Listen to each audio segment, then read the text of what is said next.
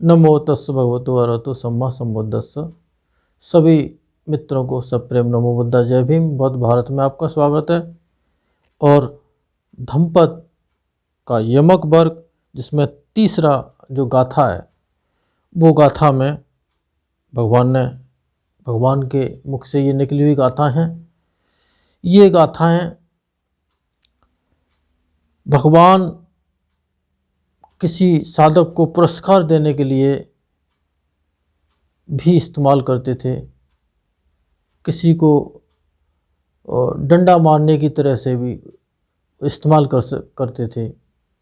क्योंकि इन गाथाओं से जो भी साधक होते थे वो एकदम सतर्क और कंसंट्रेट होकर के ध्यान करने लगते थे, एकदम होश में आ जाते थे।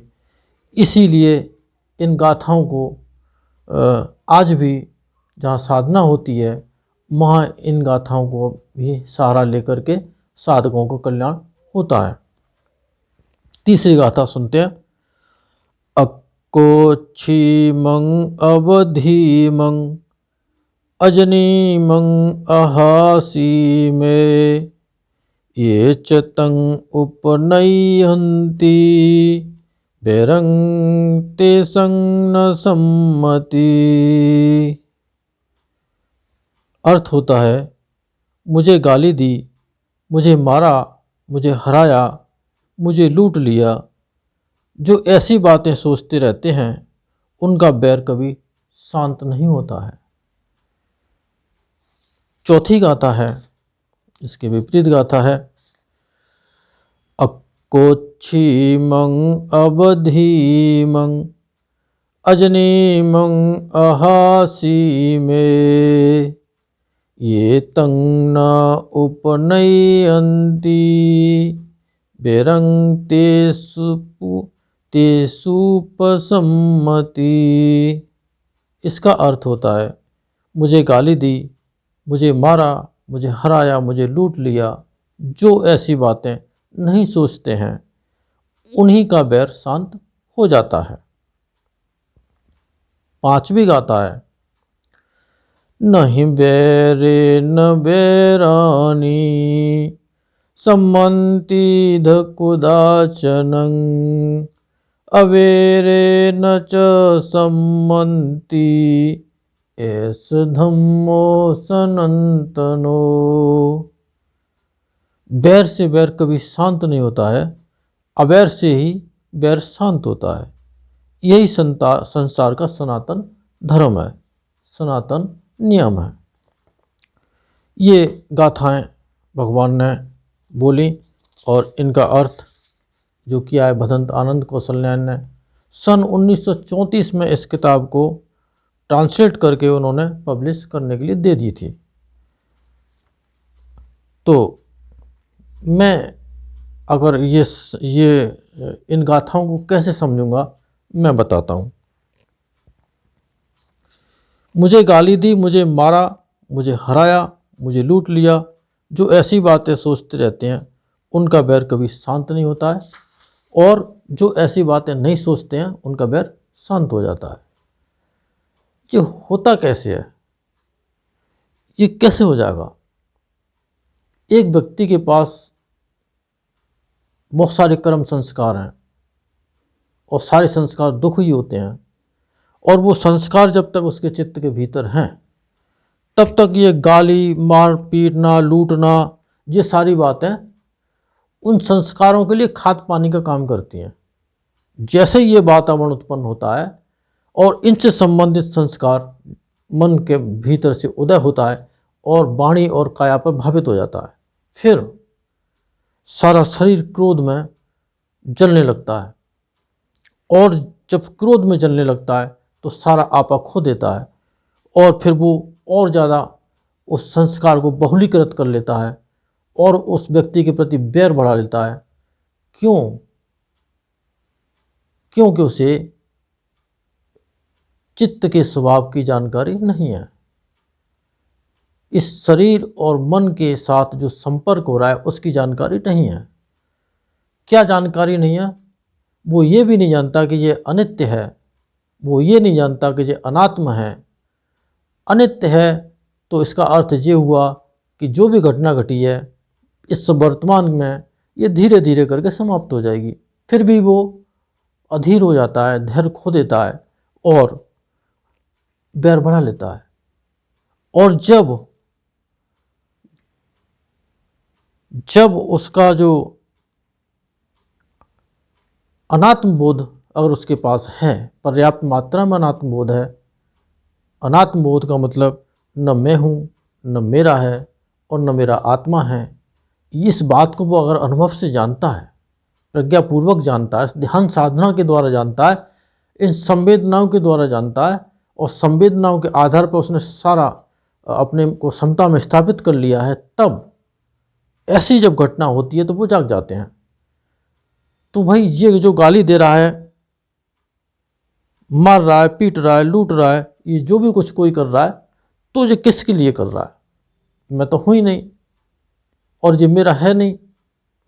इसका अर्थ ये नहीं होता है कि कोई हमें आए और मार पीट करके चला जाए, सामान लूट के चले जाए, ये बिल्कुल नहीं है। लेकिन ये होगा ही नहीं। जब कोई आदमी सबसे पहले रिएक्ट करेगा तो पहले गाली देगा, अचानक आकर के मारने नहीं लग जाएगा, क्योंकि हमारा किसी से बैर है नहीं, है ना। और जिनका बैर भर जाता है इस तरह से, तो वो ऐसा हो भी सकता है उनके साथ। जब हमारा किसी के साथ बैर है नहीं, हम किसी को गाली देते नहीं है, कोई हमें देता है तब भी हम उसको धैर्यपूर्वक सहन कर लेते हैं। क्यों? क्योंकि मैं मेरे का जो भाव होता है, जो मन के भीतर, उसने उस पर इतना काम कर लिया होता है कि वो अब उसका जो धैर्य है वो ख़त्म नहीं होता है। उसे कहीं थोड़ी बहुत असर होता है, बाकी फिर वो समता में स्थापित हो जाता है, फिर उसको कोई असर नहीं होता, चाहे जितनी गालियाँ दो उसको, ठीक है। इससे वो अपने लिए तो भला करता ही है। गालियां देने वाले लोग के ऊपर भी, जो व्यक्ति जो उसको गालियां दे रहे हैं, उनके लिए भी वो भला करता है। क्यों? क्योंकि अभी वो क्रोध के वशीभूत होकर के गालियां तो दे रहे हैं, लेकिन उसके बाद वो जब दूसरा जिसको दिया जा रहा है गाली, वो जब उस पर प्रतिक्रिया नहीं करेगा तो आगे बात नहीं बढ़ेगी, वो बात वहीं शांत हो जाएगी। गालियां देने वाला अफसोस पैदा करेगा कि भाई मैंने उस आदमी को गालियां दी और उसने मेरे से कुछ भी नहीं बोला। तो इस तरह से दूसरे व्यक्ति का भी हृदय परिवर्तन हो जाता है।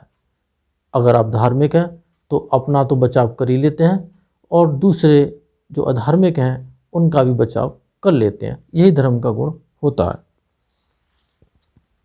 5वां धम्मपद है, वो भी इसी बैर भाव से संबंधित है कि बैर से बैर कभी शांत तो होता नहीं है। उनमें से एक आदमी को अवैर होना पड़ेगा। और कौन अवैर हो सकता है? जिसके पास प्रज्ञा है, जिसके पास धर्म है, जो अपने को जानता है, जो इस चित्त को जानता है, इस काया को जानता है, इसके स्वभाव को जानता है, वो व्यक्ति अपने आप अवैर हो जाएगा। क्यों? क्योंकि बैर कर लेना, इतना संताप इकट्ठा कर लेना होता है कि वो व्यक्ति केवल बैर बढ़ाने से इतना दुखी हो जाता है कि उसको अशांति छोड़ती नहीं है। न वो ठीक से खाता है, न पीता है, न ही सो पाता है, न अपने ठीक तरह से जो दैनिक कार्य वो कर पाता है, कामकाज में भी बाधा उसके में होती है। तो इस तरह से जो प्रज्ञावान व्यक्ति होता है वो बैर नहीं बढ़ाता, वो शांत कर देता। ठीक है, देर अबेर वो भी शांत हो जाएगा, कभी समझ जाएगा। और धार्मिक व्यक्ति किसे कहते हैं? ये जो घटना है जब सामने आती हैं और फिर उसके ऊपर उसका कितना प्रभाव होता है, ये तय करता है कि वो कितना धार्मिक है। जो व्यक्ति धार्मिक होगा वो बहुत बड़ा धैर्यवान होगा, और धैर्यवान होने के बाद उसको ऐसा लगेगा कि मैंने धर्म का पालन किया और मेरे व्यवहार में धर्म आ गया। क्योंकि अब संसार के जो संसार में जो कुछ हो रहा है उससे अब उसको इतना असर नहीं होता है। तो ये सचमुच ये धर्म का जो धारण किया वो व्यवहारिक पक्ष पर उतर आया, और यही सबसे बड़ा कल्याण है। वही वो व्यक्ति इस अवस्था में भी दुखों से बाहर हो जाता है। और इस तरह से सभी लोगों को ऐसा अभ्यास करना चाहिए कि किसी से बैर न बढ़ाएं, क्योंकि बैर बढ़ाने से चैन की नींद नहीं आती है, शांति रहती नहीं है, खाना पीना सब बेकार हो जाता है। इसीलिए इस चीज़ को, भगवान की इस वाणी को बहुत ही ध्यान से समझें। आप इससे और अच्छा भी अर्थ निकाल सकते हैं। जैसा मुझे समझ में आया वो मैंने आपको बताया। इन 3 गाथाओं को आज मैंने बोला। इन 3 गाथाओं को महाप्रताप से, इन सत्य वचनों से आप सबका मंगल हो, भला हो, कल्याण हो, संसार के सारे प्राणी सुखी हों। साधु साधु साधु।